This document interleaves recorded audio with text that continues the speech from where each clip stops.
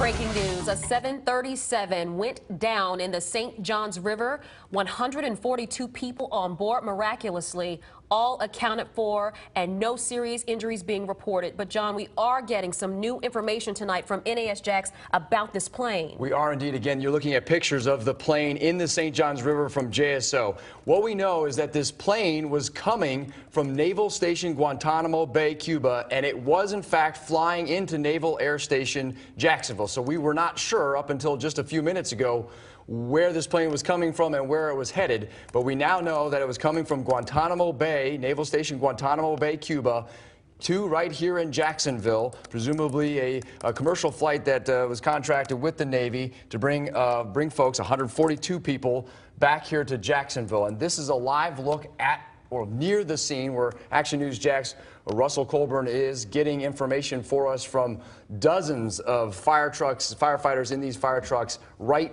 around the corner, right across the river, actually, from the runway there at NASJAX. Yeah, and NASJAX also saying that they have Navy security and emergency response personnel there monitoring the situation. I reached out to the FAA and they've referred me back to NASJAX, so that's where we're getting that new information from. At this point, they're searching for some pets out in the water. Let's get out to Action News Jax Russell Colburn. He is at that emergency scene where all of those fire trucks are set up. And Russell, again, a massive presence out there and people en route to the hospital.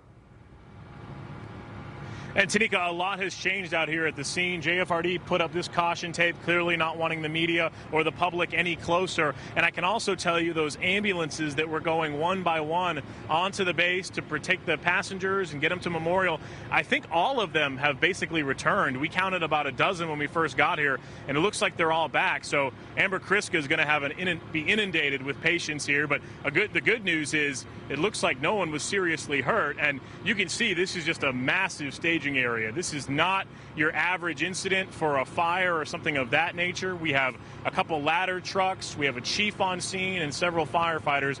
Now, we do want to point out that there hasn't been a tremendous amount of panic out here. There has been a little bit of a sense of urgency, but there hasn't been too much of a panic, and we think the reason for that is that quickly it was learned that everyone should be doing okay. And as the chief just pointed out to me a short time ago, they have 142 people on board and 142 people accounted for. And at this stage, they're looking for two dogs and a cat. He said, anytime we're looking for pets at this stage for an incident like this, that's a good night for me. And certainly we commend the fire crews and the officers that were there so quickly.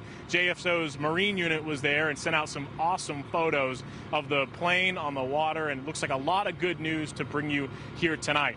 Now, as far as for here at the scene, we haven't been told when there will be a briefing, so we'll keep you updated on that. But clearly, as I just pointed out with the tape, JFRD wants some space right now. Doesn't look like any information will be coming here in the next few moments. And the base also tweeted out some new information as well. They said this was about 9:40 that the Boeing 37 arriving from Naval Station Guantanamo Bay, Cuba, came into the Naval Station Jacksonville and crashed into the St. Johns River at the end of the runway. It says Navy security and emergency response personnel are on the scene and monitoring the situation. So that's all so far from NASJAX, and I just gave you what JFRD is saying so far. So we'll keep you posted as much as we learn from the scene here. But for now, let's send things back to you guys in the studio. All right, Russell, one more bit of information, again, kind of just demonstrating how lucky we really are, and that is that just got off a text with David Cotton, the JTA spokesman, who tells me that they asked JTA to send over one bus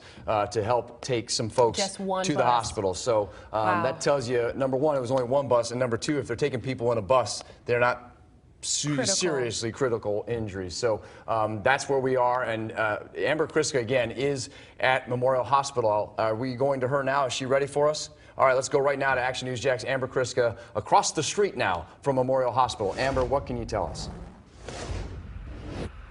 Yeah, and just take a look, John. You can just see a number of nurses and doctors standing by right there by the door. They're prepared, they're ready to go, waiting for these people to arrive. And just behind that ambulance there's a number of beds lined up.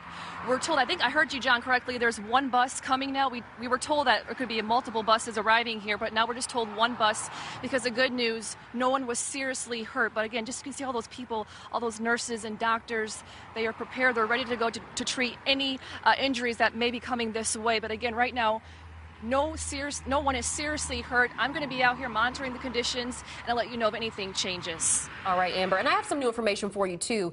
If we can pull that picture up again of the plane in the water from JSO, if you see the side of it, it says Miami Air, and I've been doing a little research. So Miami Air is a charter service plane, and they fly professional and collegiate sports teams, corporate groups, government, military, and first responders, dignitary, high-profile groups, entertainers, a lot of folks. So this is a charter service there, which would make sense because we are hearing that there were military personnel possibly on that plane.